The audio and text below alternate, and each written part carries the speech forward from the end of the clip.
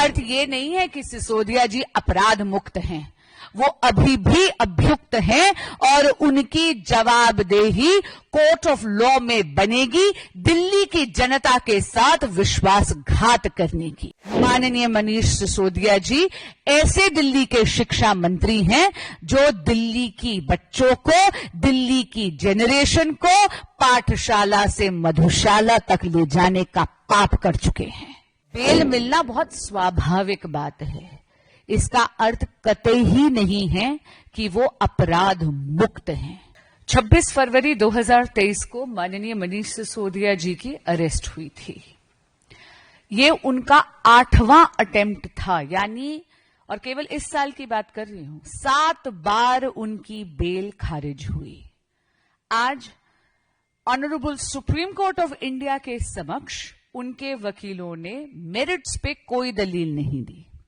उनकी प्ली केवल और केवल डिले पर आधारित थी, यानी माननीय मनीष सिसोदिया जी जेल में 17 से 18 महीने उनकी इनकासरेशन हो चुकी थी, उनकी कैद हो चुकी थी, और इसके आधार पर डिले इन ट्रायल, क्योंकि 400 से ज्यादा विटनेसेस हैं, इसके आधार पर उनको आज बेल मिली है।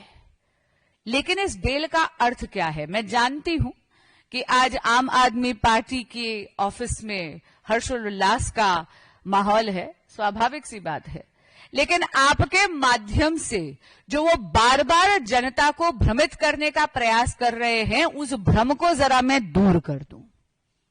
इसका अर्थ ये नहीं है कि सिसोदिया जी अपराध मुक्त हैं, वो अभी भी अभियुक्त हैं और उनकी जवाबदेही कोर्ट ऑफ लॉ में बनेगी दिल्ली की जनता के साथ विश्वासघात करने की।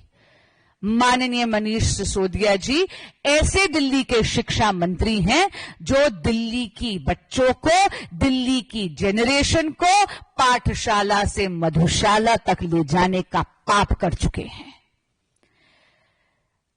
आज जो बेल मिली है उसमें आप ये देखिए कि चार्जशीट में क्या क्या चीजें उनके खिलाफ हैं। चार्जशीट में यह बोला गया है कि 170 से ज्यादा फोन सिसोदिया जी के आदेश पर तोड़े गए थे, यह बोला गया है, और यह तो फाइंडिंग है कोर्ट की। ट्रायल कोर्ट ने कहा कि लिकर स्कैम के वो प्राइमा फेसी आर्किटेक्ट हैं, यानी शिल्पकार हैं शराब घोटाले के। खुद सुप्रीम कोर्ट ने यह पाया है कि 338 करोड़ का मनी ट्रांजैक्शन इन्वॉल्व्ड है। उनको यह बोला गया कि उनको अपना पासपोर्ट सरेंडर करना है, उनको यह बोला गया कि हर मंडे जाकर उनको पुलिस के समक्ष पेश होना है। हां, इतना जरूर कहूंगी कि जब 17 महीने कैद में हो जाते हैं तो बेल मिलना बहुत स्वाभाविक बात है। इसका अर्थ कतई ही नहीं है कि वो अपराध मुक्त हैं। दिल्ली की जनता के साथ आम आदमी पार्टी की नेतृत्व ने, खुद माननीय मनीष सिसोदिया जी ने, माननीय मुख्यमंत्री अरविंद केजरीवाल जी ने घोटाले पे घोटाला करा है, विश्वासघात पर विश्वासघात करा है। शराब घोटाला तो एक लंबी श्रृंखला का केवल एक अंग है। शराब घोटाला, क्लासरूम घोटाला, दिल्ली में जल बोर्ड का घोटाला, पैनिक बटन का घोटाला, अगर आपके सामने मैं एक पूरी लिस्ट दूं तो सुबह से शाम हो जाए।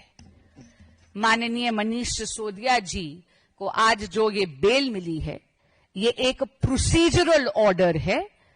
सर्वोच्च न्यायालय के इस निर्णय का तो भारतीय जनता पार्टी स्वागत करती है, लेकिन इतना जरूर कहेगी कि माननीय मनीष सिसोदिया जी की दिल्ली की जनता के प्रति और कोर्ट ऑफ लॉ में जवाबदेही बरकरार रहती है।